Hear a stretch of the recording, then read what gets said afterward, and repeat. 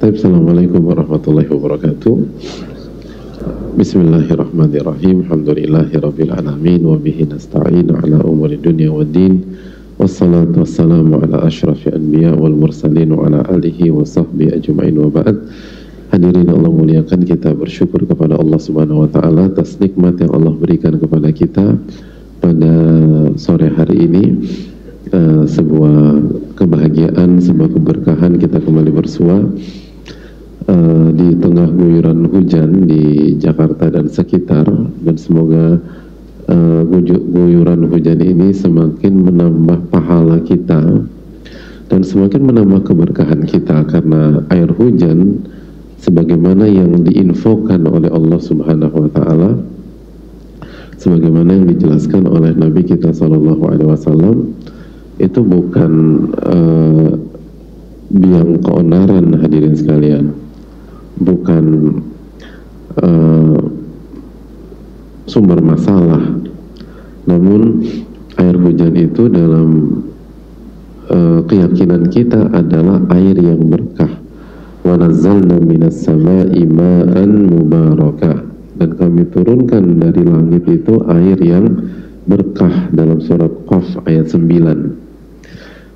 Jadi semoga ini menjadi tambahan pahala dan tambahan kebaikan di sore hari ini, amin ya rabbal alamin. Dan barang siapa yang agak kehujanan, yang pertama bisa hubungi panitia nanti, atau sekarang juga bisa yang kehujanan. Lalu yang kedua, semoga masuk ke dalam kaidah inna idhamil jaza ma'a idhamil bala. Sesungguhnya besarnya pahala itu tergantung sulitnya ujian atau ibadah. Jadi ketika kita basah kuyup atau basah atau agak kedinginan, maka yakinlah itu cara ngebacanya itu adalah tambahan pahala dan tambahan keberkahan. Gitu. Jadi itu hal yang harus kita camkan bersama-sama. Wallahu ta'ala alam bisawab.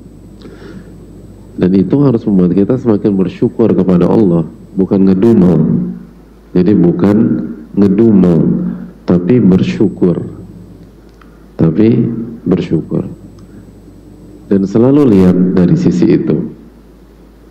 Sekali lagi, orang yang belajar, suara saya bisa jelas nggak sih, Hadir? Ya, jelas ya. Bagi orang yang belajar, dia harus punya basirah, dia harus punya seni melihat. Sebagaimana juga disampaikan dalam Madarijus Salikin, karya Al-Imam Ibnul Qayyim, bahwa basirah adalah unsur yang harus dimiliki oleh orang baik, orang beriman, orang bertakwa.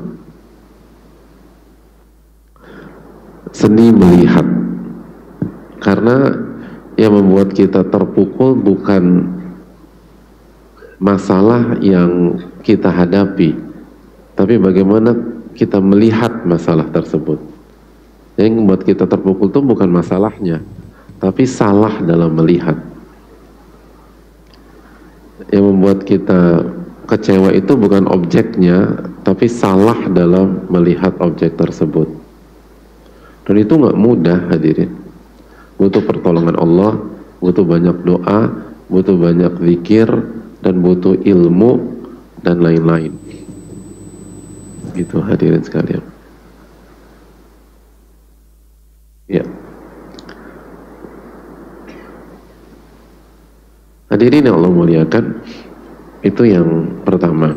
Selanjutnya, salawat dan salam semoga senantiasa tercurahkan kepada Rasulullah Sallallahu Alaihi Wasallam beserta para keluarga, para sahabat, dan orang-orang yang istiqomah berjalan di bawah naungan sunnah beliau sampai hari kiamat kelak. Kita akan lanjutkan pembahasan kita tentang Tadhkiratus Sami, tentang bagaimana mendapatkan ilmu nafi, ilmu yang bermanfaat. Karena sekali lagi gambaran besarnya, dan kita nggak boleh lupa gambaran besar. Kita nggak boleh lupa kotak besarnya.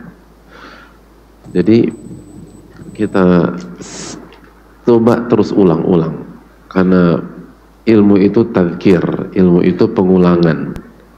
Al-Quran itu 30 juz hadirin, nggak pernah nambah. Siapa yang paling dalam ilmunya adalah orang yang paling sering mengulang-ulang, dan semakin mengulang semakin beriman, semakin tenang, semakin mentadaburi.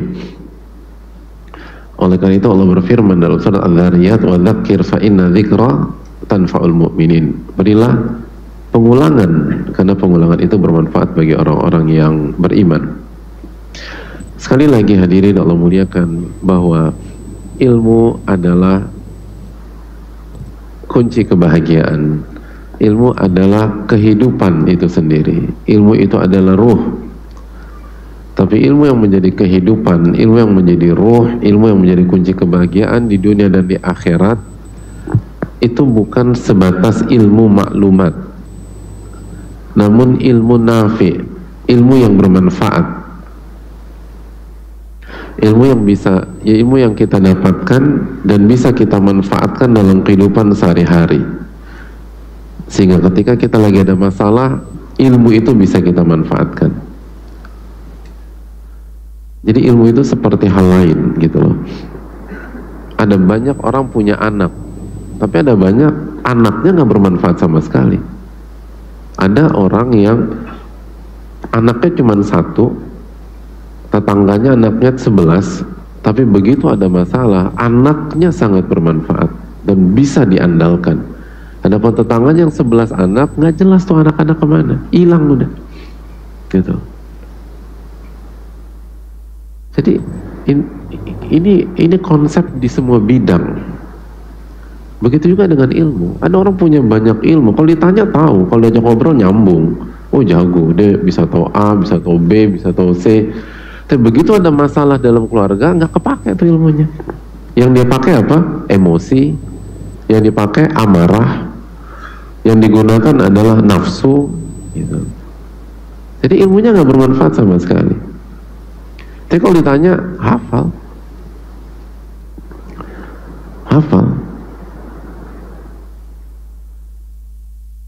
Ada orang dapat masalah berat gitu ya, ada masalah berat, itu sampai lupa belum sholat, ngedumel aja curhat, gue tuh gimana ya, gue hancur hidup gue, bla bla bla bla bla gitu. Udah lo sholat dulu, iya nanti lo harus dengerin gue dulu dong, cerita lagi gitu. Akhirnya bisa dipaksa untuk sholat setelah jam 2:30, sholat zuhur. Sholat zuhur, ketika sholat zuhur dia baca Al-Fatihah apa tidak? Baca Al-Fatihah. Apa ayat yang dibaca ketika Al-Fatihah? Alhamdulillahi Rabbil Alamin. Alhamdulillahi Rabbil Alamin. Alhamdulillah Rabbil Alamin. Itu simbol rasa syukur atau simbol keluhan dan komplainan hadirin. Hadirin, udah pada belajar kan?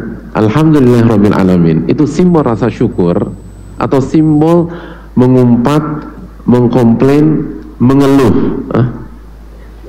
Rasa syukur. Itu rasa syukur. Dan nggak perlu orang yang punya ilmu tinggi-tinggi untuk mengetahui kaidah itu. Alhamdulillah itu adalah simbol rasa syukur. Dan pada saat dia sholat zuhur dibaca berapa kali itu? Alhamdulillah Rabbil Alamin. 4 kali. Tapi begitu salam ngeluh lagi. Jadi sebelum sholat ngeluh, setelah sholat ngeluh lagi.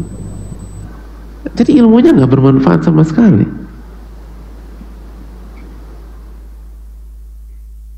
Ilmunya nggak bermanfaat. Benar nggak sih hadirin? Kan diem aja sih. Saya lagi mikir Pak Ustadz, itu saya Pak Ustadz gitu. Iya ya, benar juga ya. Iya itu poin. Kita baca, kita tahu itu simbol rasa syukur kok. Terus mana ilmu kita? Makanya sekali lagi, ilmu bukan maklumat semata. Maklumat itu penting, sangat penting. Tapi bukan itu satu-satunya unsur. Yang terpenting adalah bagaimana maklumat itu bisa bermanfaat. Nah, untuk bisa bermain di level ilmu yang bermanfaat, maka yang kita butuhkan bukan hanya datang ke kajian, bukan hanya membaca, bukan hanya mendengar, tapi juga beradab dengan ilmu, sehingga kita memuliakan ilmu. Karena satu-satunya jalan untuk mendapatkan ilmu yang bermanfaat adalah bagaimana kita memuliakan ilmu. Dan memuliakan ilmu itu harus dengan adab. Dan buku yang ada di hadapan kita adalah buku yang menyuguhkan bagaimana cara beradab dengan ilmu, sehingga kita memuliakan ilmu yang notabene memuliakan Allah Subhanahu wa Ta'ala, lalu Rasulullah SAW. Dan ketika kita memuliakan Allah Subhanahu wa Ta'ala, maka Allah akan memuliakan kita. Kaidah mengatakan, man la yukrimil ilma la yukrimhul ilmu. Barang siapa yang tidak memuliakan ilmu, Allah tidak akan memuliakan dengan ilmunya. Dan hadirin, kita sudah sampai ke poin ke 9, bagaimana membersihkan hati dari virus-virus yang merusak. Dan kita kemarin sudah bahas tentang al-khubath, dan kita akan masuk ke virus berikutnya. Fadhal, siapa bisa yang membaca? Assalamualaikum ilaikum. Bismillahirrahmanirrahim. Alhamdulillahi rabbil alamin. Wassalatu wassalamu ala rasulillahi wa ala alihi wa ashabihi ajma'in. اللهم اغفر لنا ولوالدينا ولأستاذنا ولمشايخه ولجميع العلماء والمسلمين. قال العلامة القاضي بدر الدين أبو عبد الله محمد بن إبراهيم بن جماعة الكناني رحمه الله تعالى: التاسع، أن يطهر باطنه وظاهره من الأخلاق الرديئة ويعمره بالأخلاق المرضية. فمن الأخلاق الرديئة الغل والحسد والبغي والغضب لغير الله تعالى، والغش والكبر والرياء والعجب والسمعة والبخل والخبث والبطر والطمع والفخر والخيلاء والتنافس في الدنيا والمباهاة بها والمداهنة والتزين للناس وحب المدح بما لم يفعل والعمى عن عيوب النفس والاشتغال عنها بعيوب الخلق والحمية والعصبية لغير الله والرغبة والرهبة لغير الله والغيبة والنميمة والبهتان والكذب والفحش في القول واحتقار الناس ولو كانوا دونه.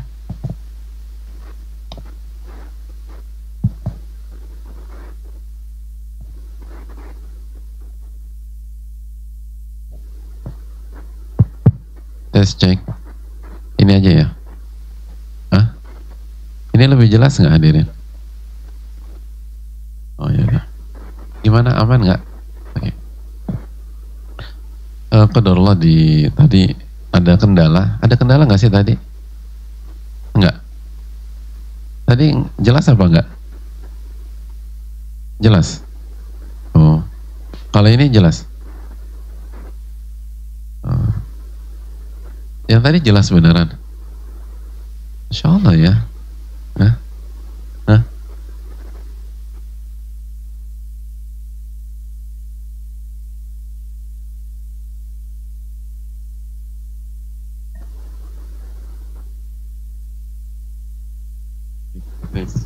Tes, cek, tes.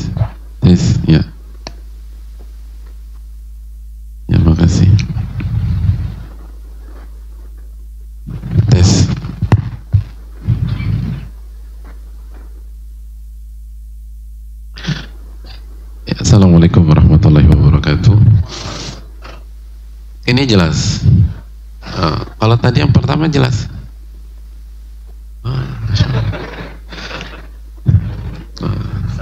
Iya. Saya jadi terharu.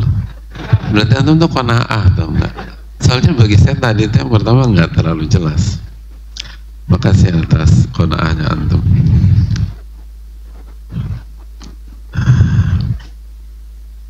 Ya, hadirin Allah muliakan, kita masuk ke virus berikutnya, yaitu al-batar. Al-batar. Yang harus dibuang dari hati penuntut ilmu adalah al-batar, kata Ibnu Jama'ah rahimahullahu ta'ala. Al-batar itu ada banyak arti ya hadirin. Di antaranya adalah at-tughyan 'inda ni'mah wa tulil ghina. Tughyan, melampaui batas ketika dikasih kenikmatan. Melampaui batas ketika sedang dapat nikmat. Di antara keterangan para ulama juga, al-batar itu su'u ihtimalin ni'mah, buruk dalam berinteraksi dengan nikmat, wa qillatil qiyami bihaqqiha, dan tidak menunaikan hak nikmat tersebut, wa sarfiha ila ghairi wajhiha, dan menggunakan nikmat itu ke tempat yang bukan tempatnya, ke tempat yang bukan atau yang tidak diridhoi oleh Allah Subhanahu wa ta'ala.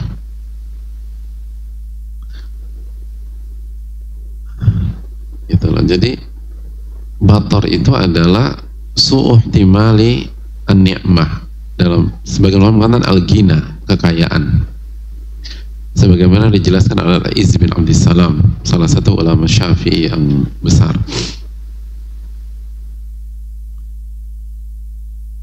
Lalu diantara maknanya juga taksir fi syukrihi, lalai dalam mensyukuri nikmat, lalai dalam mensyukuri nikmat. Nah, itulah batar hadirin. Jadi batar adalah sikap buruk dalam berinteraksi dengan nikmat, buruk dalam berinteraksi dengan nikmat, dan tidak menunaikan hak dari nikmat yang kita dapatkan. Lalu yang berikutnya hadirin Allah muliakan,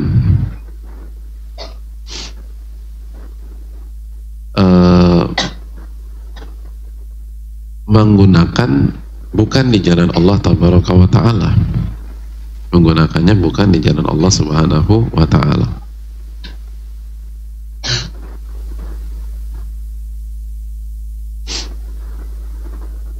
Dan itulah kufur nikmat, kurang mensyukuri nikmat.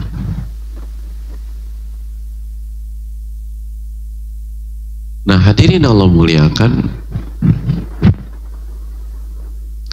perlu kita ketahui bahwa orang yang belajar, penuntut ilmu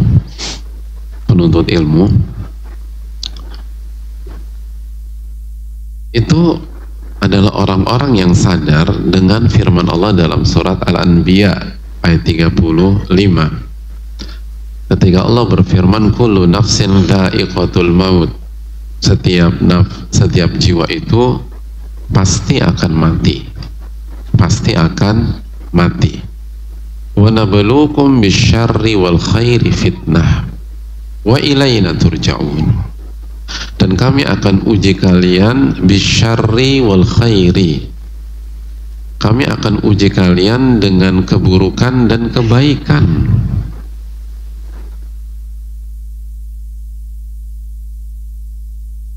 Kami akan uji kalian dengan keburukan dan kebaikan. Kalau kita baca tafsir para ulama, buka saja tafsir Ibnu Katsir, kami akan uji kalian dengan musibah dan dengan nikmat ketika di dunia. Dan semuanya tuh ujian, kata Allah. Fananzur man yashkur wa man yakfur wa man yasbir wa man yaqnut. Sehingga kami lihat nanti siapa yang bersyukur dan siapa yang kufur nikmat. Itu kalau dikasih nikmat. Dan nanti kita akan lihat siapa yang bersabar, siapa yang tidak bersabar.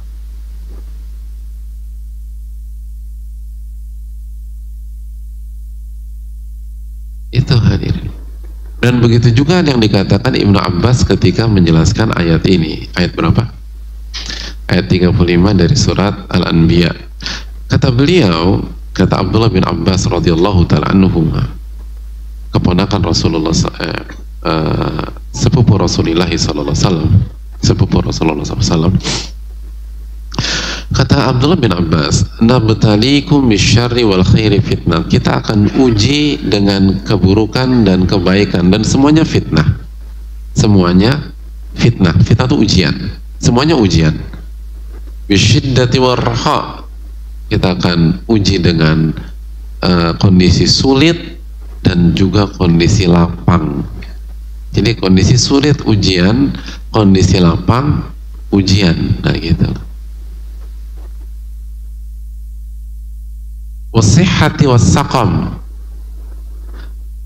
dan dengan kesehatan dan sakit. Jadi sakit itu ujian, yang sehat pun ujian itu. Wal ghina wal faqr, kekayaan itu ujian, kemiskinan itu, kefakiran itu ujian. Wal halali wal haram, yang halal itu ujian, yang haram juga ujian. Wa ta'a wal ma'siyah, ketaatan itu ujian dan maksiat pun ujian. Wal huda wad dhalal, hidayah dan kesesatan.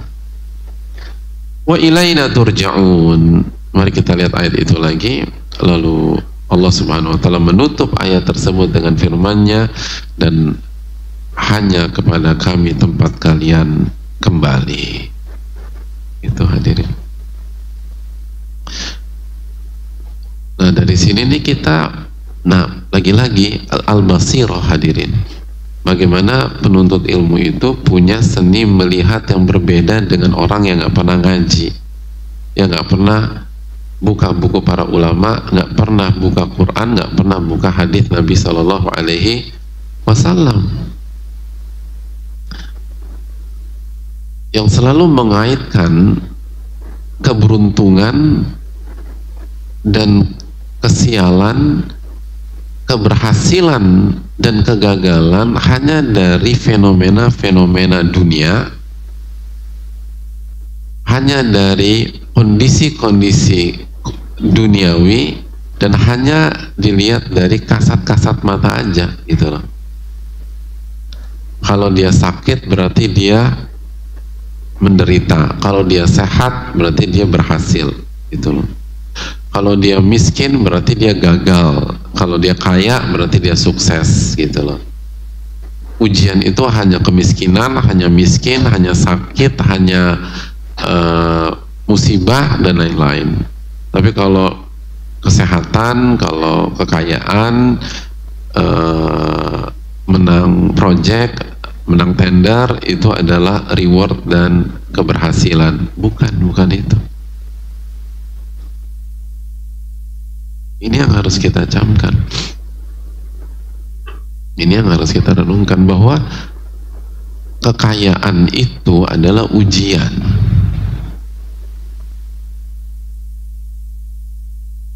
Kekayaan itu adalah ujian. Sebagaimana kemiskinan adalah ujian. Dan ujian kekayaan belum tentu lebih mudah daripada ujian kemiskinan. Hadirin. Dan terbukti bahwa orang yang lebih berhasil melewati ujian itu orang miskin.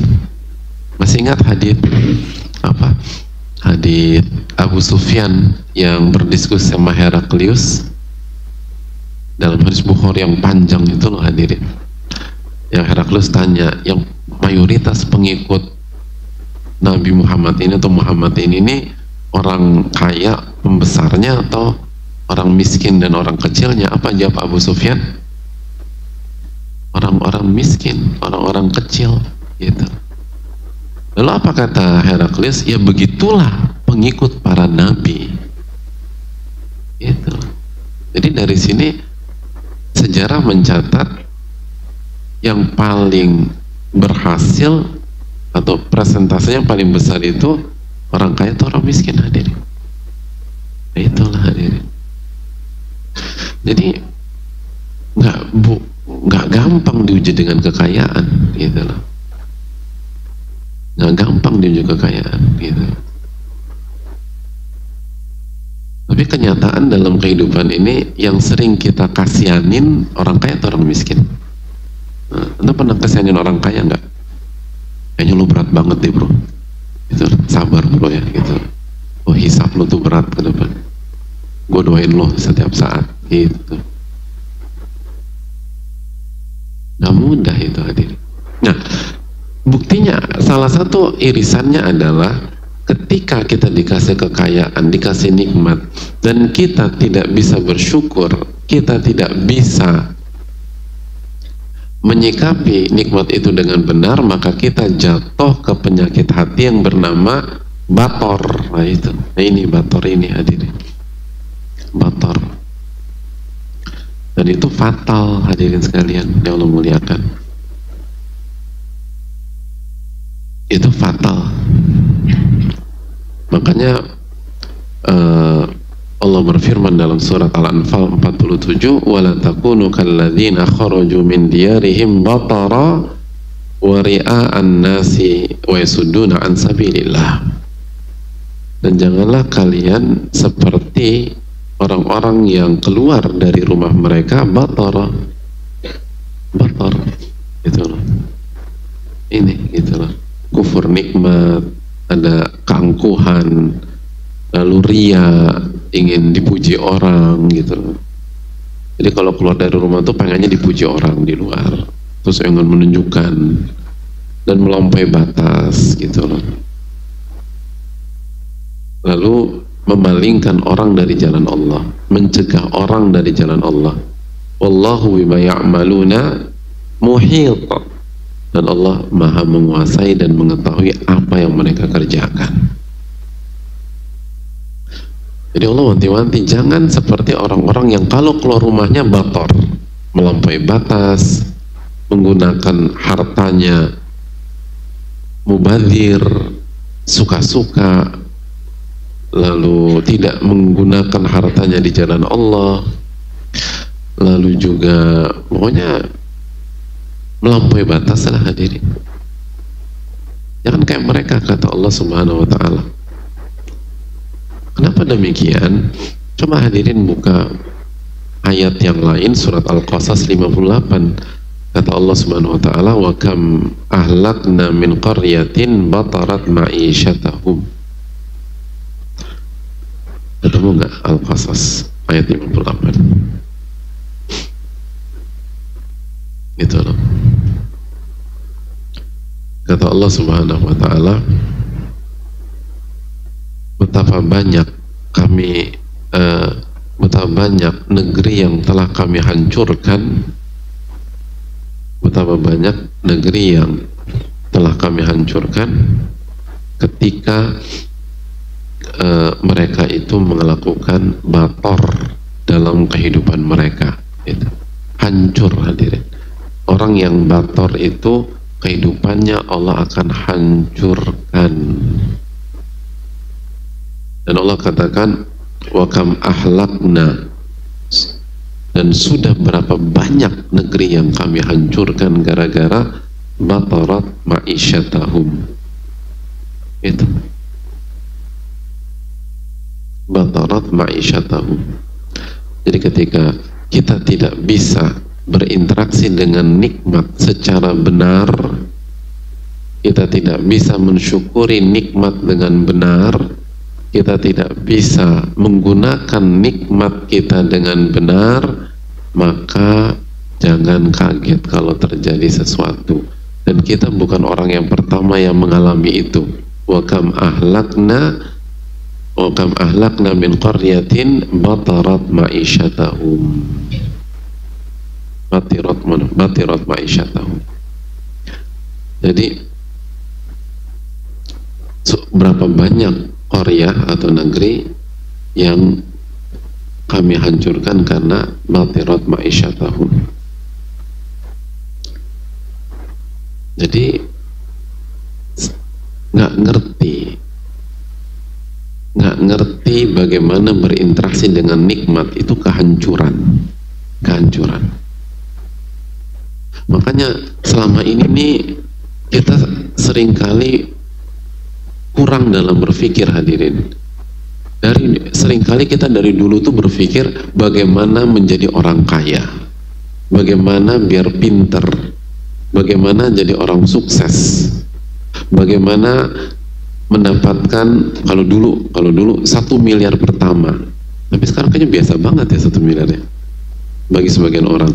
Sekarang mungkin targetnya bagaimana mendapatkan 10 miliar pertama. Tapi jarang diantara kita berpikir bagaimana berinteraksi dengan 1 miliar kalau benar-benar Allah kasih kita 1 miliar.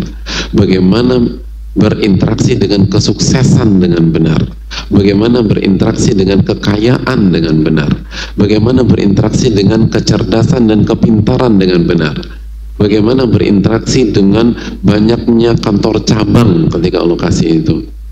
Karena apa? Karena kalau salah berinteraksi itu dinamakan apa? Bator. Dan kalau bator, wa kam ahlakna min qaryatin batirat ma'isyatahum. Dan betapa banyak negeri, bukan satu orang loh, negeri yang telah kami hancurkan karena kehidupan mereka bator, karena dalam hidup mereka salah dalam berinteraksi dengan kenikmatan, salah dalam berinteraksi dengan kenyamanan, berinteraksi dengan fasilitas, berinteraksi dengan harta, berinteraksi dengan kesuksesan, berinteraksi dengan kesehatan, berinteraksi dengan fasilitas dunia. Begitu salah. Wa kam ahlakna min qaryatin batirat ma'isyatahum. Itu. Dan itu jarang kita angkat, hadirin. Yang kita angkat adalah bagaimana mendapatkan. Padahal bagaimana mendapatkan, atau padahal setelah mendapatkan itu PR besar, dan PR yang sulit. Buktinya apa sulit? Karena yang berhasil mengerjakan PR tersebut sedikit. Yang berhasil mengerjakan PR itu sedikit, hadirin Allah muliakan. Nggak banyak, sangat-sangat sedikit. Allah berfirman dalam surat Saba ayat 13, wa qalilun min ibadiyas syakur, sedikit dari hambaku yang bersyukur, sedikit dari hambaku yang bisa berinteraksi dengan kenikmatan dengan benar. Nggak banyak, sedikit. Wa qalilun min ibadiyas syakur, sedikit, nggak banyak. Yang pandai bersyukur itu tuh sedikit, hadirin. Mayoritas nggak ngerti bagaimana berinteraksi dengan harta dengan benar, dengan cara yang Allah ridhoi. Nggak ngerti, karena dari dulu nggak pernah belajar. Selalu doktrinnya adalah bagaimana mendapatkan. Berhenti sampai di situ. Habis dapatkan terserah Anda, suka-suka Anda, duit-duit Anda. Padahal itu baru langkah pertama. Langkah kedua, bagaimana berinteraksi dengan hal-hal itu. Kalau nggak ada, hancur hadirin. Yang Allah hancurkan tuh bukan, jadi Allah kan mengatakan tadi apa? Wa kam ahlakna min qaryatin, bukan min rajulin. bukan betapa banyak orang yang Allah hancurkan atau kami hancurkan, betapa banyak negeri hadirin. Jangankan negeri, RT itu berapa? Satu RT berapa sih? Pak RT di sini siapa? Berapa sih RT itu? RT itu berapa kakak? Hah? Satu masjidnya nggak ada yang jadi Pak RT. Ada, soalnya kita nih Pak RW Pak Ustadz. Oh, Masya Allah, semua Pak RW. Pak RT berapa? Berapa kakak? Hah? Hah? Ngerti apa enggak? Man kana yu'minu billahi wal yawmil akhir falyaqul khairan aw liyasmut. Barang siapa beriman kepada Allah dan hari akhir, hendaklah berkata yang benar atau diam. Ngerti enggak sih? 20 gitu, benar 20. Berapa kakak? Hah? Mana Pak RT? Pak RT? Masa nggak ada? Nggak ada Pak RT nih. Hah? 40 kakak. Antum jadi Pak RT udah berapa lama? Oh, Mbah Google Pak RT 40-an kakak. Itu RT 40 kakak. Ini negeri. Wa kam ahlakna min qaryatin. Ada betapa banyak negeri yang sudah kami hancurkan gara-gara batirat ma'isyatahu. Qarun Allah hancurkan, Fir'aun Allah hancurkan. Itu kita tuh siapanya Fir'aun? Fir'aun tuh pasukannya tuh icon. Itu kuatnya minta ampun. Itu hancur hadirin karena salah dalam berinteraksi dengan fasilitas. Jadi kita bukan orang kaya pertama dalam kehidupan, kita bukan orang pertama yang sukses dalam kehidupan.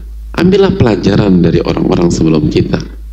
Bagaimana mereka ketika tidak berinteraksi dengan benar, dengan kenikmatan-kenikmatan Allah, Allah hancurkan semuanya. Maka ini harus kita bersihkan dari dalam diri kita, apalagi penuntut ilmu. Penuntut ilmu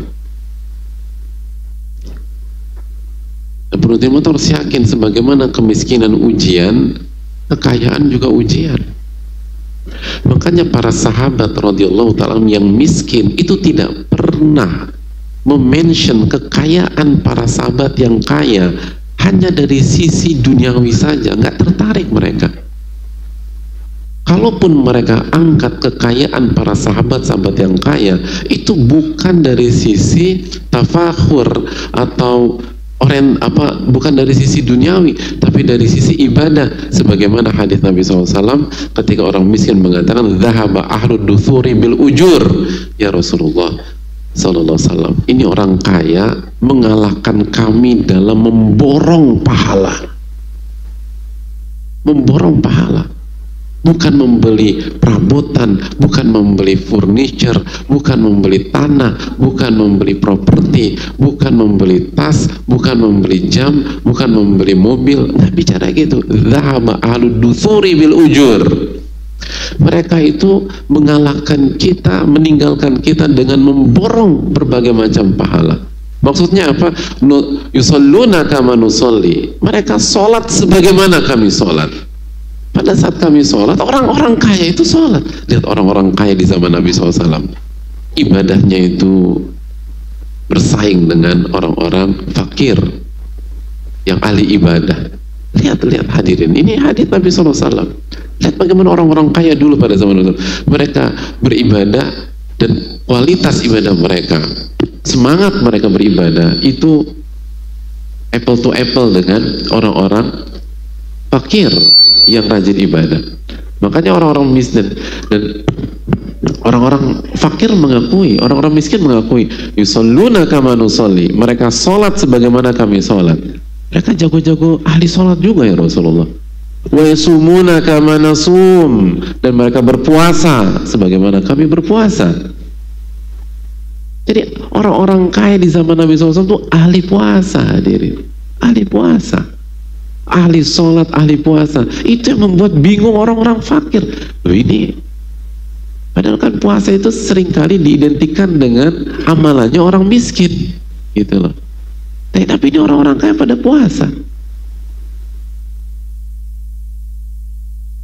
Lalu Lalu sampai pada titik orang-orang miskin mengatakan walahum fadlun min amwalihim.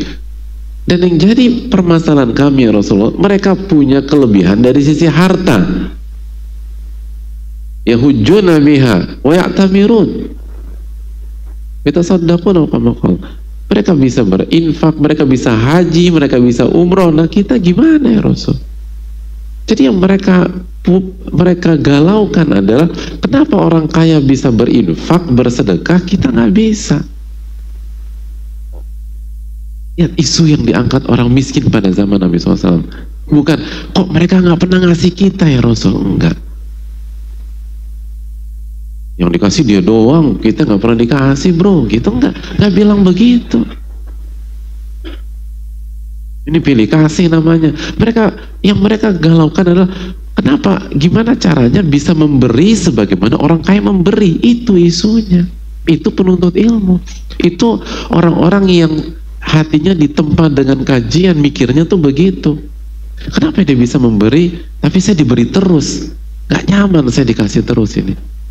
Harusnya saya ngasih. Sebagaimana dia ngasih. Jadi giptoh gitu loh.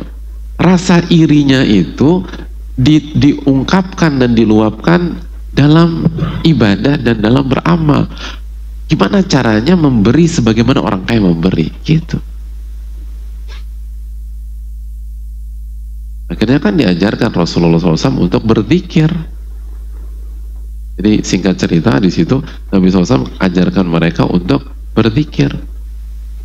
Habis itu balik lagi Rasulullah, mereka orang kaya berzikir juga sama kayak kita. Dzalika fadlullah yu'ti man yasha. Itulah karunia yang Allah berikan sesuai dengan siapa yang Allah kehendaki. Ya udah, nikmatin aja. Tapi Allah nggak akan zolim. Semua akan Allah hisab sesuai dengan apa yang Allah kasih, gitu aja. Tapi disinilah nuansa dan atmosfer ilmu itu benar-benar terlihat di generasi para sahabat. Mereka tuh nggak ribetin hal receh.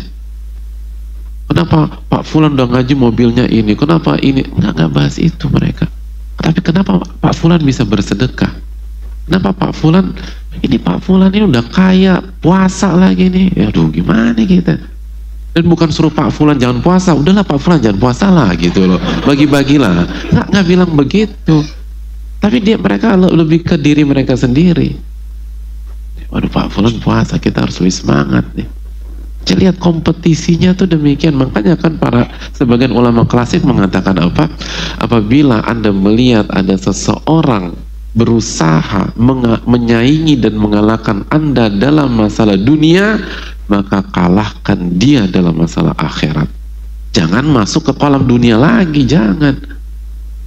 Jadi sebagian ulama klasik mengatakan kalau Anda melihat seseorang berusaha menyaingi Anda dan mengalahkan Anda dalam urusan dunia, dalam masalah rumah, masalah properti, masalah mobil, masalah segala macam, maka kalahkan dia dalam masalah akhirat.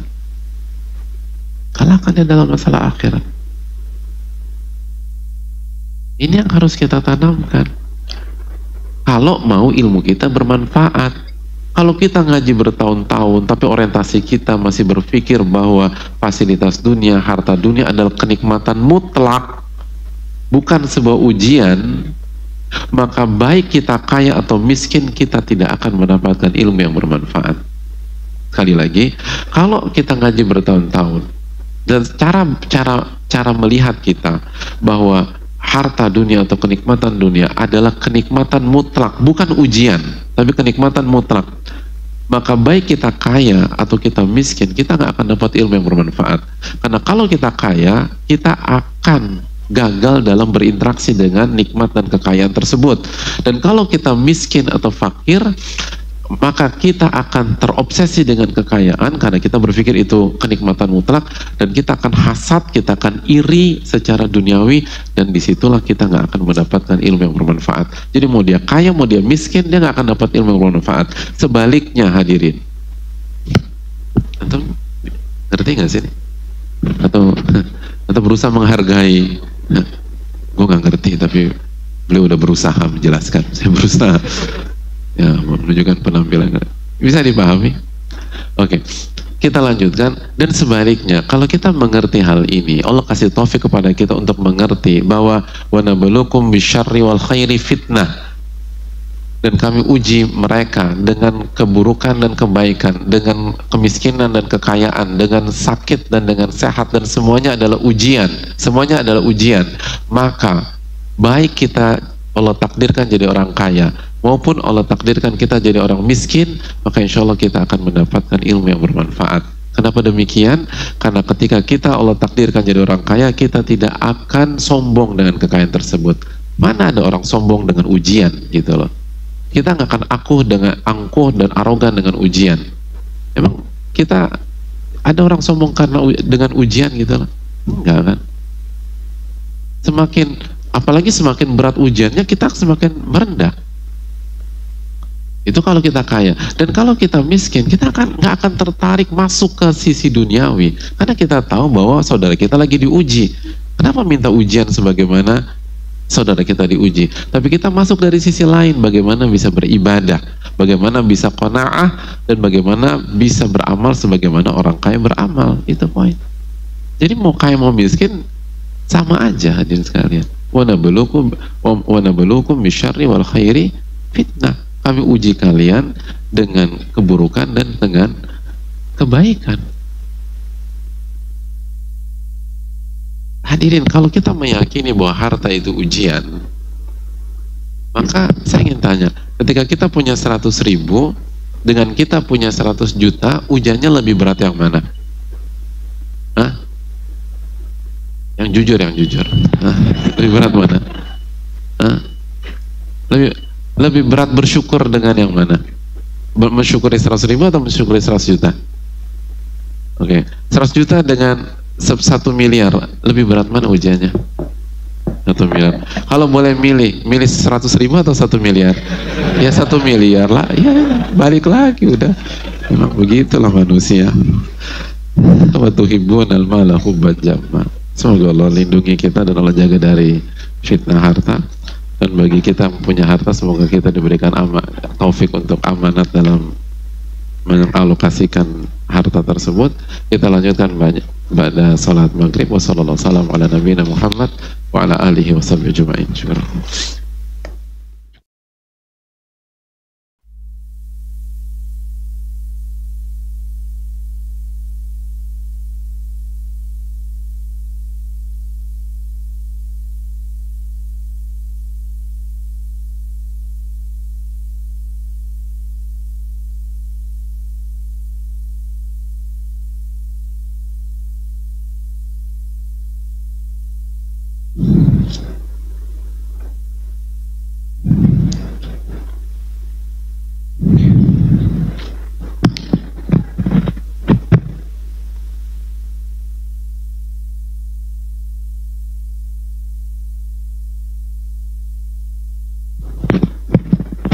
Assalamualaikum warahmatullahi wabarakatuh.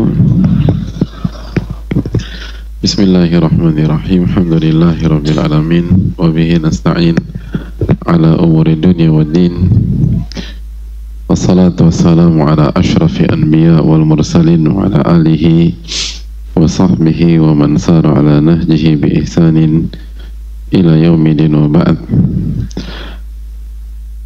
Hadirin Allah muliakan, alhamdulillah kita bersyukur kepada Allah tabaraka wa ta'ala atas nikmat yang Allah berikan sehingga kita bisa melanjutkan kajian ini.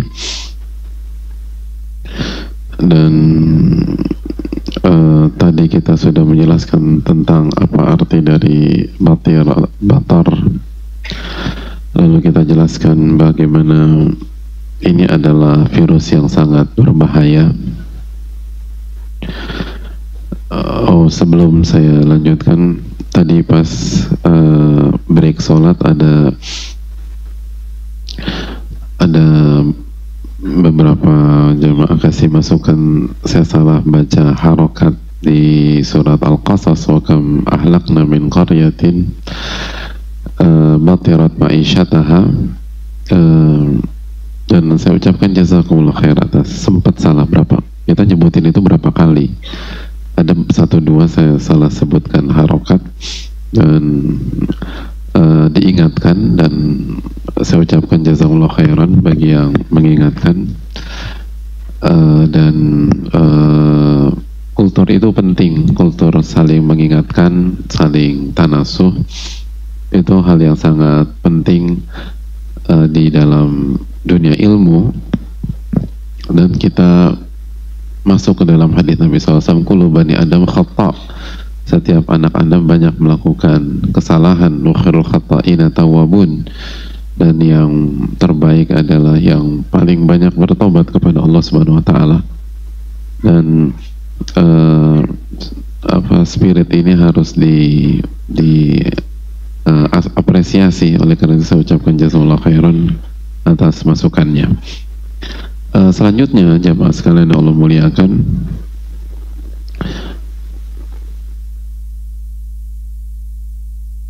selanjutnya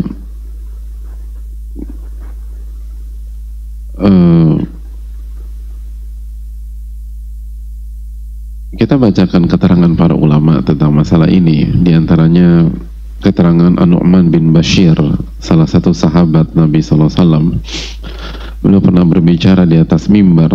Beliau mengatakan, inna li syaitan masaida wa fuhuha. Sesungguhnya syaitan itu memiliki masaid dan fuhuh. Fuhuh itu apa? Fuhuh itu jebakan, gitu loh.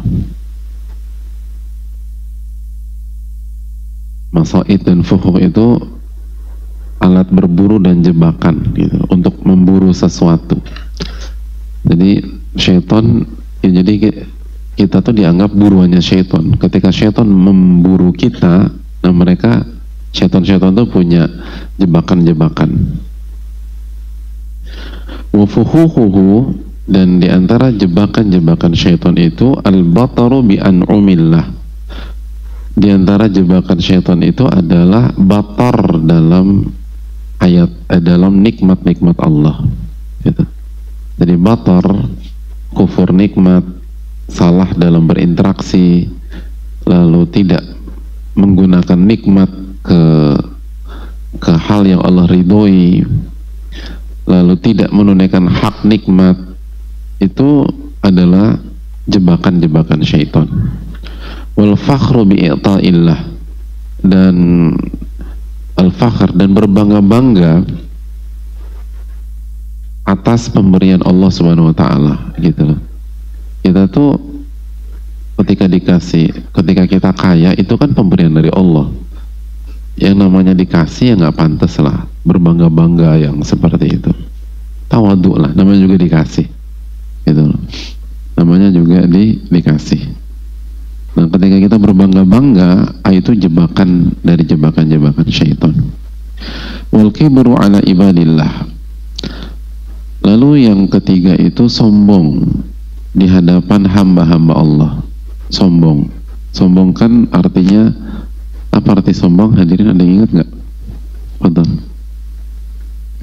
Batarul haq wa ghamtun nas, sikap menolak kebenaran dan meremehkan manusia. Jadi kalau dikasih masukan nggak mau terima, gitu loh. Dan ngeremehin, gitu loh. Kayaknya nggak ada yang lebih pintar daripada dia. Semuanya tuh di bawah dia. Itu tuh jebakan syaitan. Yang terakhir, wattiba'ul hawa fi ghairi dzatillah. Yang terakhir itu yang keempat, mengikuti hawa nafsu fi ghairi dzatillah, dalam di luar apa yang Allah inginkan. Jadi ketika hawa nafsu kita menjauh dari Allah, kita ikutin tuh. Nah, itu juga jebakan-jebakan syaitan. Saya rasa nggak ada hal yang mengejutkan. Udah banyak secara umum hal-hal ini sudah jamaah pelajari, tapi intinya yang kita garis bawahi, ternyata batar bi an'umillah itu salah satu jebakan-jebakan syaitan. Batar yaitu buruk dalam berinteraksi dengan nikmat, tidak menunaikan hak nikmat, dan menggunakan nikmat bukan di tempat yang Allah ridhoi, itu adalah jebakan syaitan.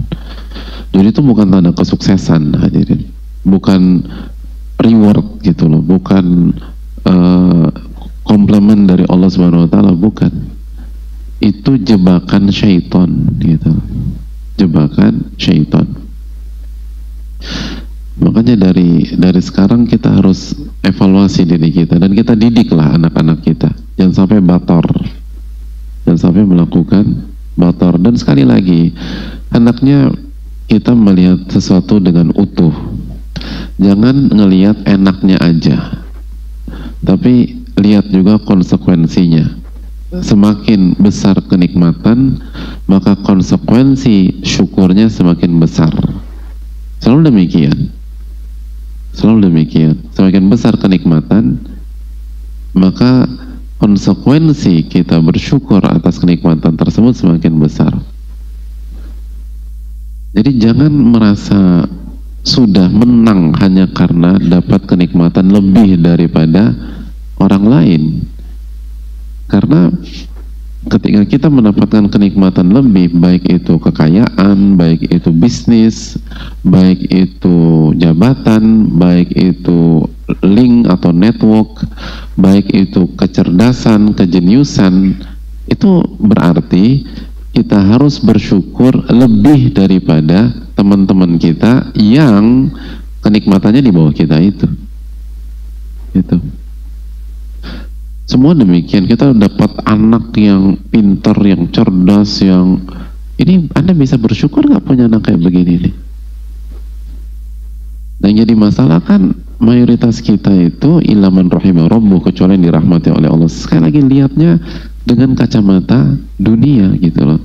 Ketika misalnya anaknya lahir kelainan jantung, nangis, lalu sholat malam minta sama Allah Subhanahu wa Ta'ala, itu bagus. Tapi jadi masalah ketika anaknya lahir normal, utuh, jarang ada yang nangis.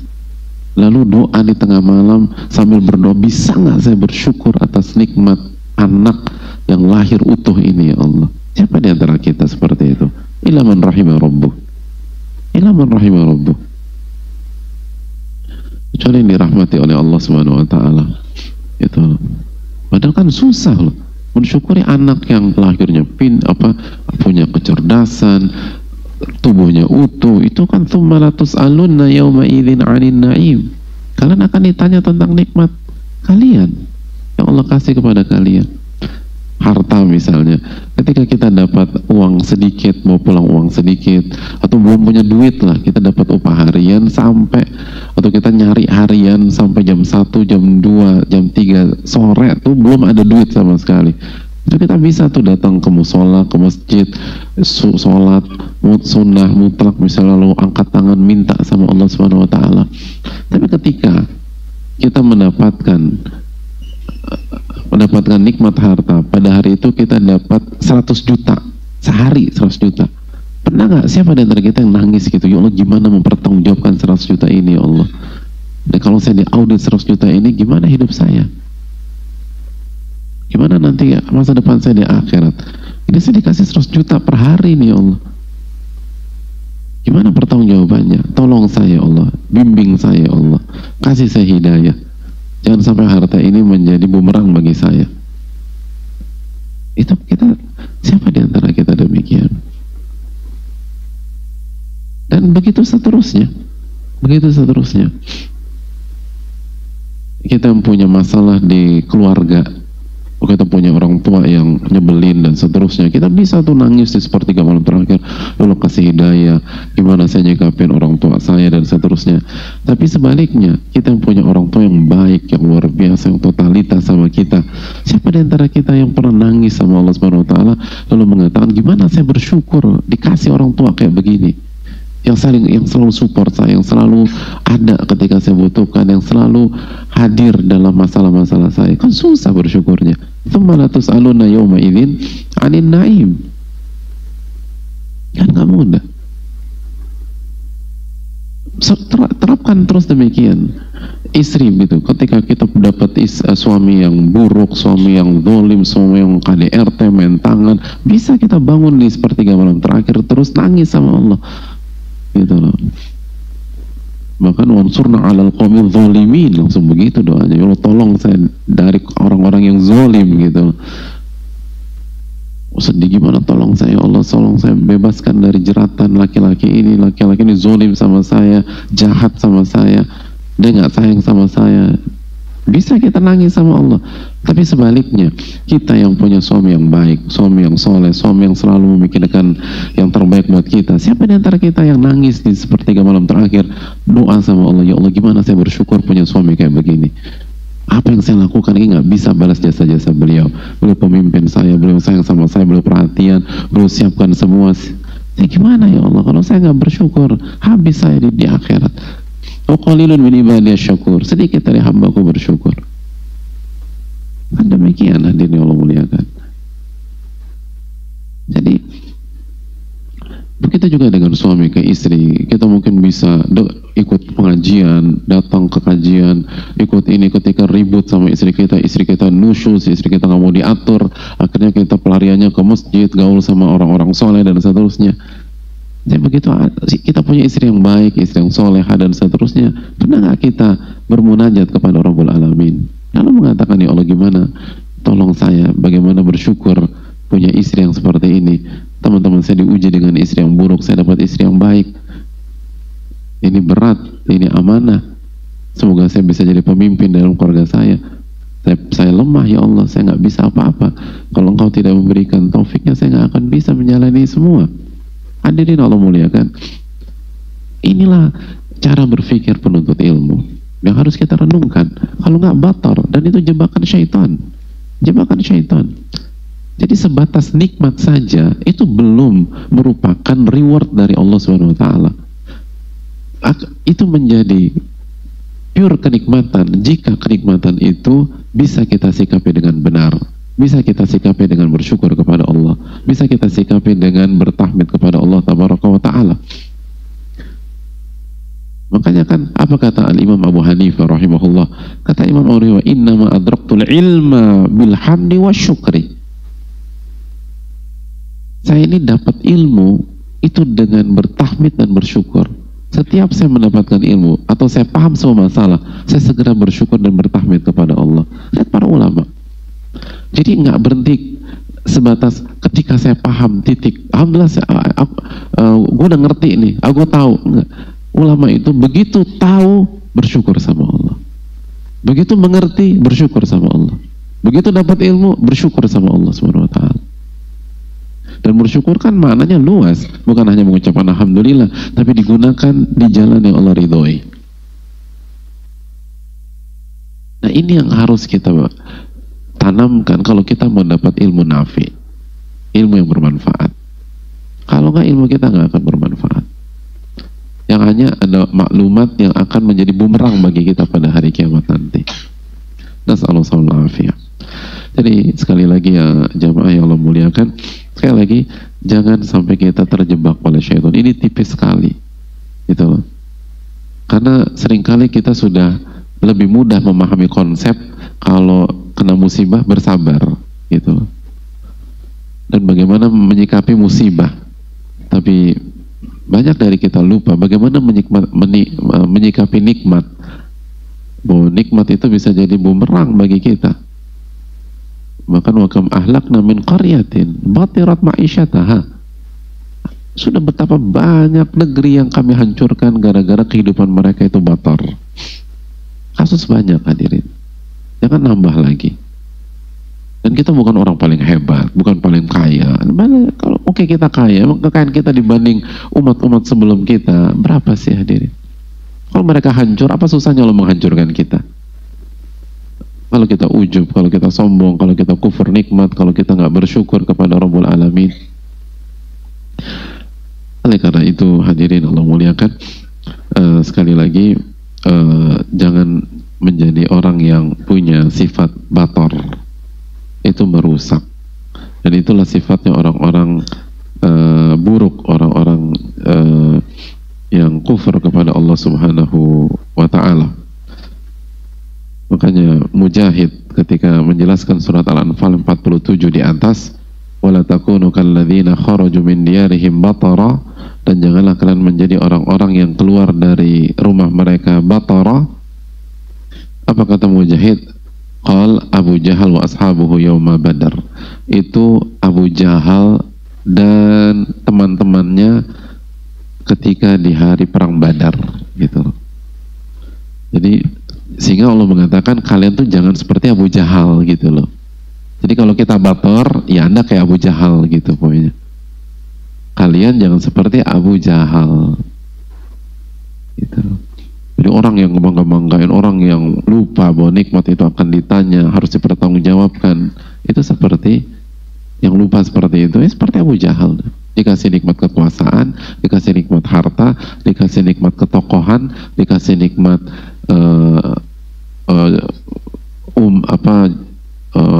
masa, network, lupa sama Allah Tabaraka wa Ta'ala. Itu poin. Lupa sama Allah Tabaraka wa Ta'ala. Oleh karena itu jamaah yang Allah muliakan, sekali lagi lihatlah dunia sebagaimana Allah dan Rasulnya mengajarkan kita, dan gak mudah, dan yang berbicara gak lebih baik daripada mendengarkan, tapi ilmu yang harus disampaikan, dan kita harus terus belajar. Dan kalau khilaf, istighfar, tobat, berjuang lagi, khilaf, istighfar, tobat, berjuang lagi. Kita lemah hati kita lemah terhadap fitnah dunia, dan ini yang kita rasakan. Oleh karena perlunya mendekatkan diri kepada Allah, perlunya beristi'anah, minta pertolongan sama Allah, pentingnya lingkungan, pentingnya orang-orang soleh yang ada di dekat kita untuk saling mengingatkan, saling memberikan nasihat, saling mensupport satu dengan yang lain. Jangan sampai kita overdosis atau offside, atau akhirnya tidak menggunakan nikmat itu di jalan Allah Tabaraka wa Ta'ala. Selalu harus demikian. Itu kalau mau ilmu kita bermanfaat. Nah, kalau kita bisa melakukan ini semua, lihat, itu ilmu akan mudah kita terapkan gitu. Hati itu plong, tenang, nyaman, ibadah nyaman, lalu insyarahus sadar, hati itu lapang ketika ada masalah, lalu dipakai ketika sholat pun hati itu enak, lebih mudah khusyuk, lebih gampang berzikir kepada Allah Tabaraka wa Ta'ala, dan seterusnya. Ilmu kita bermanfaat, dan ilmu kita akan membuat kita semakin merasa takut kepada Allah Tabaraka wa Ta'ala. Innama yakhshallaha min ibadihi al-ulama'u. Sesungguhnya yang takut kepada Allah hanyalah ulama.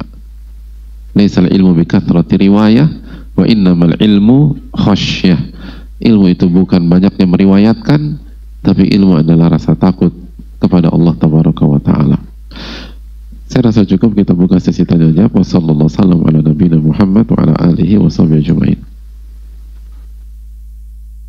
Syukran.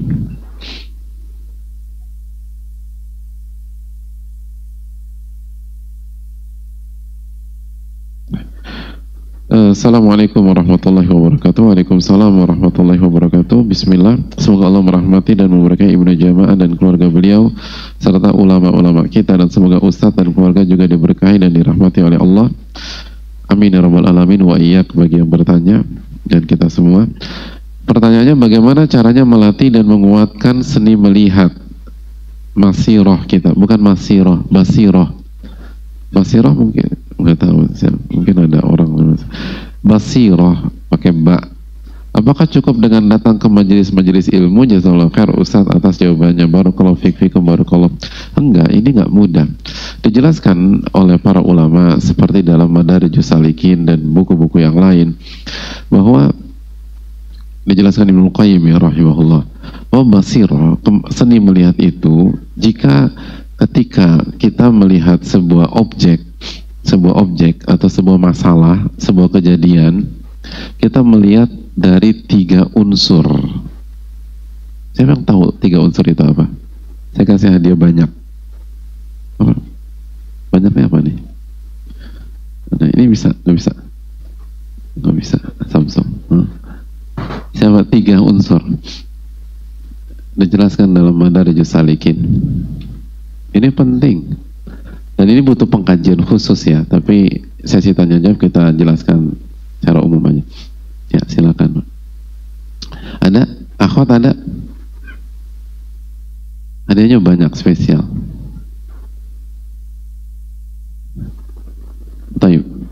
Alhamdulillah nggak ada. Waalaikumsalam. Oh ada. Bismillahirrahmanirrahim.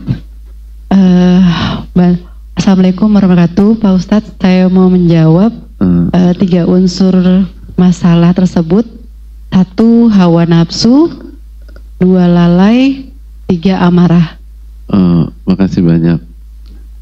Tapi bukan itu, Mbak. Makasih. Itu, Mbak, itu 3 kelemahan diri kita yang akan menjadi pintu masuk syaitan. Itu dijelaskan Ibnu Qayyim rahimahullah dalam Wabilus Shayyib.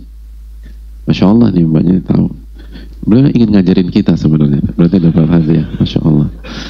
Jadi hawa nafsu, terus kelalaian, terus apa lagi Mbak? Satu lagi amarah. Jadi hawa nafsu, kelalaian, amarah itu pintu-pintu masuk syaitan dalam diri kita, gitu. Pintu-pintu masuk syaitan. Syaitan akan manfaatkan 3 ini nih. Nafsu kita.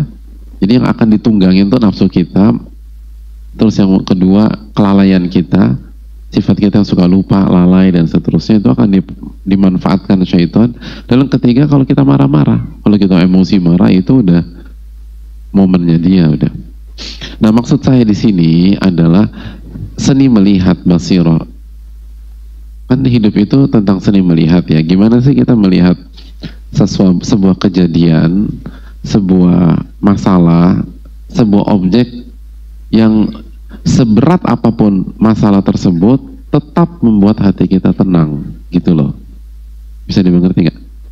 Jadi mau itu masalah benar-benar pelik banget, berat banget, kalau kita bisa melihat masalah itu dengan 3 unsur ini, hidup kita tetap tenang dan nggak terpengaruh dengan masalah itu. Nah itu pertanyaan saya, apa sih 3 unsur itu? Ada? Ayo silakan. Bismillah. Seni melihat yang dimaksud oleh Ibnu Qayyim menurut saya Ustadz. Bukan menurut Mbak, menurut Ibnu Qayyim. Menurut Ibnu Qayyim yaitu melihat sebelum kejadian, saat kejadian, dan setelah kejadian. Oh ya, jazakallah bukan itu. Tapi berhak dapat pahala. Ya. Itu menurut Mbak bener. Makasih ya, tapi nggak apa-apa. Itu ada babnya khusus lah. Antum mau jawab apa? Sama juga.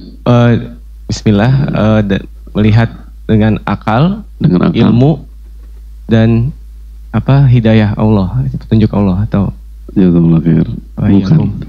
Ya, nggak apa-apa. Yang pertama kata beliau itu melihat dengan nama-nama dan sifat-sifat Allah. Jadi ketika ada kejadian, kita mikir nih, nama dan sifat Allah apa yang cocok dengan kejadian ini, gitu loh. Contohnya, kita nggak punya duit pada hari ini. Nah, kita harus melihat dengan nama Al-Ghani, yang maha kaya, Ar-Razzaq, yang maha memberi rizki. Terus itu panjangnya, saya nggak. Ini butuh kajian khusus dan ini bagus banget buat kehidupan kita. Itu poin. Poin yang kedua, jadi melihat dari sisi nama dan sifat Allah. Makanya tauhid asma sifat itu harga mati jamaah sekalian. Itu dasar. Makanya kenapa para nabi itu tauhid, ya itu dasarnya hidup tuh itu memang. Kalau nggak hancur hidup kita, berantakan udah pikiran kita.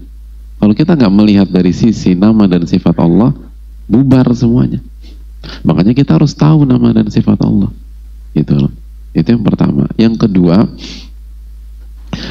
melihat dari sisi perintah dan larangan Allah. Perintah dan larangan Allah. Jadi begitu kita ketemu masalah, ketemu kendala, ketemu ujian, yang harus ada di benak kita ketika kita ngeliat itu, apa perintah Allah kepada saya dalam kasus ini? Itu dulu ya. Apa larangan Allah dalam menghadapi kasus ini? Jadi do's and don'ts-nya apa sih gitu loh. Nah mayoritas kita blank tuh. Yang ada, gue gak terima dia begitu. Atau apalagi kesabaran ada batasnya bro gitu loh. Jadi ya udah berantakan. Kalau udah bicara begitu nggak bakalan tenang. Karena sabar itu kan al-imsak bil kitab wa sunnah, sebagaimana kata para ulama. Sabar itu kan menahan diri agar tetap on track dengan Al-Quran dan Sunnah. Jadi ketika ada masalah, ada kendala, ada ujian, ada problematika, pertanyaan pertama di antara pertanyaan di awal-awal masalah tersebut adalah, apa ya perintah Allah kepada saya dan apa larangan Allah terhadap saya, apa yang gue harus lakukan dan apa yang gue nggak boleh lakukan dalam kasus ini. Itu langsung tuh. Jadi do's and don'ts-nya tuh harus clear. Makanya fas'alu ala dzikri in kuntum la ta'lamun, bertanyalah kepada ahli ilmu jika Anda nggak tahu. Itu pentingnya bertanya, itu pentingnya belajar. Gitu loh. Nah, dan salah satu kesalahan kita ketika ada masalah, ketika ada ujian, yang kita lihat adalah hak kita. Ini kan hak gua, itu kan punya gua, itu warisan gua bro, kok dia enak aja ngambil kayak begitu gitu. Itu tanah gua, dari emak gua, dia caplok gitu loh. Jadi fokusnya ke hak, makanya kita hancur. Cara seni melihat nggak boleh ngelihat hak, ngelihat kewajiban, apa do's and don'ts, apa yang harus kita lakukan dan apa yang nggak boleh kita lakukan, itu dulu. Karena itulah ketakwaan. Takwa kan menjalankan perintah dan menjauhi larangan. Dan ketika kita bertakwa, apa surat At-Talaq ayat 2 dan 3, wa man yattaqillah yaj'al lahu makhraja wa yarzuqhu min haitsu la yahtasib. Barang siapa yang bertakwa kepada Allah, Allah akan kasih jalan keluar dan Allah akan berikan rizki dari arah yang tidak dia duga-duga. Jadi setiap masalah dan setiap ujian, setiap problematika yang kita butuhkan jalan keluar gitu. Jalan keluar. Nah, kalau Anda ingin jalan keluar, Anda harus bertakwa. Kalau Anda mau bertakwa, Anda harus tahu dulu apa perintah Allah dan apa larangan Allah dalam kasus ini, itu poin. Jangan kemana-mana. Jangan loncat sana, loncat sini, segala macam. Jangan. Apa perintah dan apa larangan. Jangan bawa hawa nafsu kita. Hawa nafsu inna nafsa la ammaratun bisu. Sesungguhnya hawa nafsu senantiasa mengajak kepada keburukan, illa ma rahima rabbi, kecuali yang dirahmati oleh Rabbku. Nah, mayoritas kita tuh yang dia masuk dari pintu emosi, dia masuk dari pintu amarah, dia masuk dari pintu hawa nafsu, dia masuk yang nggak akan selesai itu masalah. Selalu masuk dari apa perintah dan larangan Allah, apa perintah dan larangan Allah, apa perintah dan larangan Allah. Tuh. Jadi ketika, makanya kan kalau mau curhat yang benar itu pertanyaannya, gue harus ngapain gitu loh. Bukan gue hanya butuh pendengar gitu, enggak kan gitu ya biasanya. Gitu. Aku hanya butuh orang yang mau dengarkan aku, ya. Kan ya apa yang akan selesai itu masalah. Makanya kan besoknya nelpon kita lagi, bro lo ada waktu nggak? Ya karena itu nggak menyelesaikan masalah. Mana ada dalil menyelesaikan masalah? Enggak gitu loh. Walaupun setelah curhat 2-3 jam aku udah lega sekarang, tapi besok nelpon kita lagi gitu loh. Gila gue sebel banget, tadi malam ada kejadian lagi. Udah cuy, karena bukan itu poinnya. Poinnya ya, gue harus ngapain gitu loh. Do's and don'ts-nya tuh apa sih? Karena kalau gue nggak tahu, gue nggak bisa bertakwa. Kalau gue nggak bertakwa, gue nggak dapat At-Talaq ayat 2 dan 3. Kan harusnya berpikir demikian. Lalu yang ketiga, melihat dari al-wa'ad wal wa'id, dari janji Allah dan ancaman Allah Subhanahu wa taala. Janji dan ancaman dari Allah Tabaraka wa taala. Janji Allah Subhanahu wa taala. Jadi ketika ada masalah, ketika ada ada kendala dan seterusnya, maka kita harus melihat janji Allah Subhanahu wa taala. Bukan janji manusia. Yang jadi masalah, kita seringkali terjebak dengan janji manusia. Dan akhirnya kita sakit hati itu. Gitu loh. Tapi lupa kembali kepada Allah, gitu loh. Tapi kalau orang yang yang yakin dengan Allah Subhanahu Wa Taala, ini janji Allah tuh apa sih? Misal, ini ada masalah besar. Terus kita ingat deh surat Al-Baqarah 214 misalnya, ala inna nasrallahi qarib. Tenang tuh kita. Terus kita ngelihat, ketahuilah pertolongan Allah itu dekat, gitu. Dekat, pertolongan itu dekat. Itu yang membuat dekat, gitu loh. Gitu loh. Masih ingat nggak? Pernah ingat nggak pertama kali kita naik gunung pertama kali, ya? Terus kita di PHP sama yang expert gitu loh. Gila, gue udah pegel. Masih jauh nggak? Sebentar lagi bro. Wah, semangat lagi, sebentar. Naik terus setengah jam berikutnya. Gimana bro? Sebentar lagi, naik lagi. Sejam udah. Gimana bro? Sebentar lagi. Iya sebentar, dikit lagi. Semangat lagi. Akhirnya tanpa terasa 4 jam tuh jalan gitu, baru sampai ke puncak. Walaupun kita ngedumel, emang lu tuh PHP-in gue dari tadi. Tapi kalimat sebentar lagi bro itu cukup mujarab. Itu yang PHP. Gimana kalau Allah Subhanahu Wa Taala yang real, yang nggak mungkin salah, bukan janji-janji sorga, bukan janji-janji awang-awang. Ala inna nasrallahi qarib, itu bener real. Ketahuilah pertolongan itu deket. Itu janji. Innamal usri yusra, sesungguhnya bersama kesulitan ada banyak kemudahan. Itu janji Allah. Jadi lihat apa sih, bersama kesulitan ada lebih dari satu kemudahan. Kok sampai detik ini gue hanya ngeliat yang sulit doang ya? Berarti ada blind spot atau missing link yang gue belum temukan gitu loh. Yang kalau aku bisa lihat, aku akan tenang. Jadi kita fokus apa ya? Oh ini gitu loh. Makanya kan kata para ulama, diantaranya Syekh Shalih Hafizahullah mengatakan bahwa ketika Allah menutup sebuah pintu kebaikan, sejatinya Allah bukakan pintu-pintu kebaikan di spot yang lain. Tapi kita nyesek karena fokus kita hanya pada pintu yang tertutup itu, sehingga kita nggak punya waktu dan nggak konsentrasi melihat pintu-pintu lain yang terbuka. Itu hal yang penting. Ketika Allah Subhanahu Wa Taala menutup pintu ke Mekah dari Nabi SAW dan para sahabat di Hudaybiyah, Allah membuka pintu-pintu dakwah yang sangat luar biasa. Dan pintu Mekahnya dibuka tahun depan, umroh qadha. Dan itu sangat menguntungkan.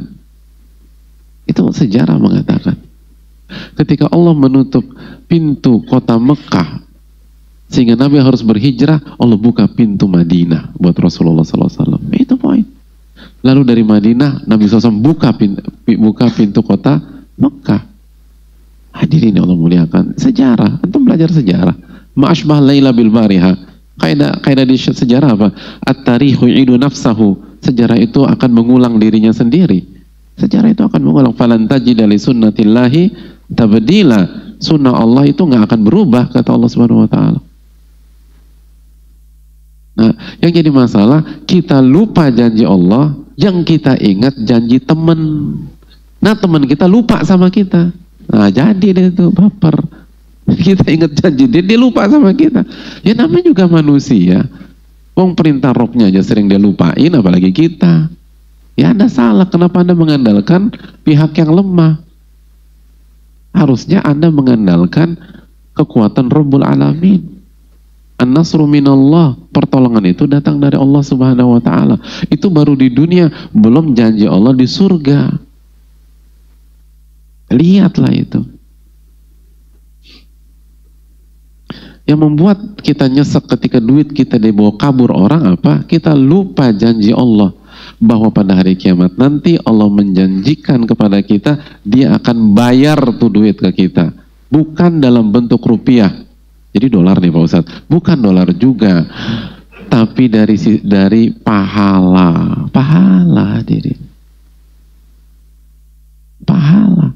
Itu janji Allah melalui lisan Nabi SAW. Dia akan bayar pakai pahala. Alhamdulillah Pak Ustadz, tapi aku udah ganjelan nih Pak Ustadz. Kenapa?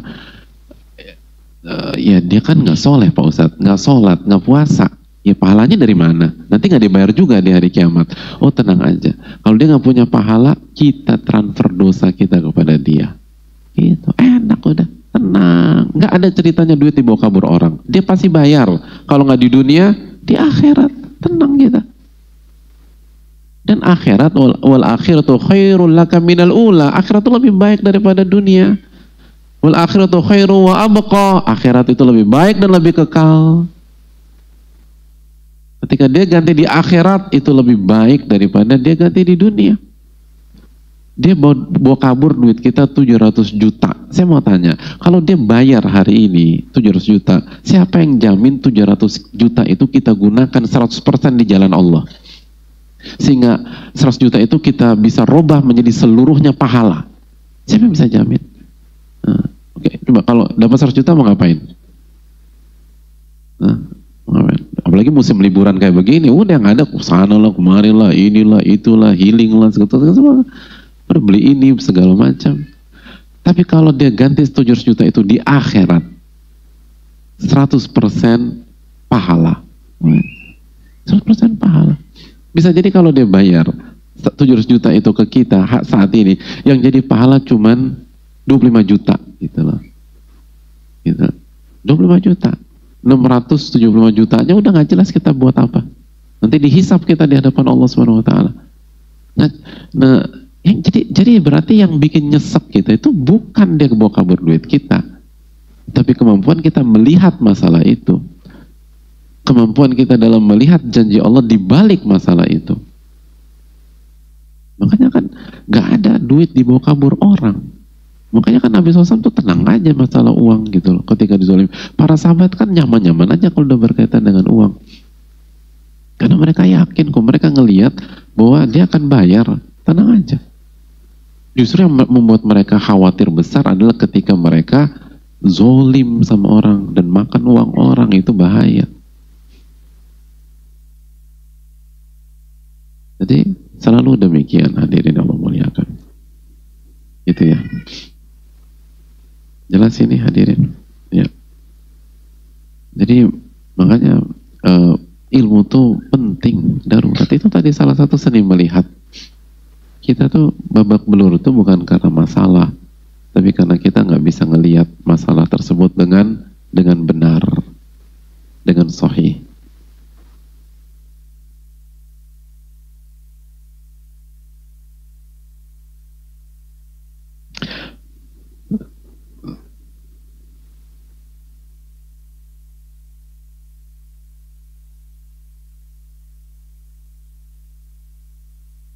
Assalamualaikum warahmatullahi wabarakatuh. Waalaikumsalam warahmatullahi wabarakatuh. Ustaz, mudah-mudahan Allah senantiasa merahmati Imam Nawawi, Ibnu Jamaah, Ustaz, keluarga, para jamaah, serta muslim dan muslimah di Indonesia dan seluruh dunia. Amin ya rabbal alamin. Wa iyyakum. Makasih yang bertanya.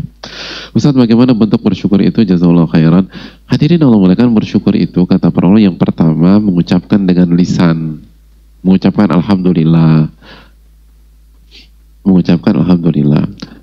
Atau tahadduts bin ni'mah, jadi dengan lisan menyebutkan nikmat Allah Subhanahu wa taala. Wa amma bi ni'mati rabbika fahaddits dalam surat Ad-Duha. Adapun nikmat Rabbmu ceritakan, tapi hati-hati, ada pembicaraan khusus. Jadi cerita ke diri kita, terus cerita ke orang-orang yang kita percaya gitu loh. Hanya kepada orang yang kita percaya. Terus yang kedua dengan hati. Dengan hati itu kata para ulama, hati ini hati ini meyakini bahwa nikmat itu berasal dari Allah, sehingga semakin cinta kepada Allah. Karena itu tabiat manusia. Manusia itu ketika tahu bahwa si A yang kasih dia ini, dia akan respect sama si A. Si A ngasih lagi, semakin respect. Sampai dia tuh sayang sama si A, karena dikasih terus sama si A. Nah ini Allah kasih kita setiap hari. Kenapa kita nggak jadi cinta kepada Allah? Karena kita tidak sadar dan kita nggak yakin bahwa ini semua dari Allah Tabaraka wa Ta'ala. Seringkali kita baru secara lisan ini dari Allah. Karena kalau benar-benar yakin, seyakin-yakinnya, maka kita akan semakin cinta kepada Allah Tabaraka wa Ta'ala. Itu dengan hati. Yang ketiga dengan perbuatan, yaitu menggunakan nikmat tersebut di jalan Allah, gitu aja. Menggunakan nikmat tersebut di jalan yang Allah ridhoi. di alokasi yang Allah ridhoi, di tempat yang Allah ridhoi. Jadi seperti itu. Wallahu ta'ala bisa. Masih ada waktu, udah berapa menit lagi? 3 menit lagi. Assalamualaikum warahmatullahi wabarakatuh. Waalaikumsalam warahmatullahi wabarakatuh. Semoga Allah senantiasa merahmati Ibnu Jama' Al-Kinani, dan semoga Allah senantiasa merahmati Ustadz, keluarga, kaum muslimin, muslimat yang menyimak majelis ta'lim ini. Amin ya rabbal alamin. Ustadz bagaimana? Wa iyak ya, begitu juga yang bertanya. Wa iyakum. Ustadz belakangan ini saya sering mikir keras, pekerjaan atau usaha apa kira-kira yang bisa membuat saya kaya. Saya ingin umrah Ustadz, umrah bersama keluarga, ingin membantu kerabat yang susah. Mohon nasihatnya Ustadz dengan ambisi saya ini. Jazakallahu khair Ustadz. Allahumma barik fikum barakallah. Ya, terima kasih atas pertanyaannya. Yang terpenting tuh why factornya, hadirin. Kenapa kita pengen kaya? Kalau kita ingin kaya karena dunia menjadi tujuan, maka itu akan jadi bumerang bagi kita. Tapi kalau kita ingin kaya sebagai sarana akhirat, agar kita bisa melakukan ibadah-ibadah yang berkaitan dengan harta, mulai dari zakat. Jadi rukun Islam yang ketiga dulu, zakat dulu. Saya tuh pengen zakat, terus saya udah bingung, masa saya dikasih terus nih Pak Ustadz, saya pengen ngasih. Ya Anda harus jadi muzaki ya, Anda harus punya penghasilan dan pemasukan dan harta yang masuk nisab dan berumur 1 tahun, haul gitu loh. Atau misalnya saya pengen haji, jadi jangan hanya umroh, haji dong hadirin. Umroh bagus maksudnya, tapi kan kalau haji full package, apalagi hajinya tamattu atau qiran, udah haji umroh juga. Jadi pengen haji gitu, baru umroh, infak, sedekah gitu, pengen bangun masjid, pengen bangun pondok atau panti asuhan segala macam, itu bagus hadirin. Jadi why factornya itu akhirat. Hanya saja Allah akan uji klaim kita tersebut.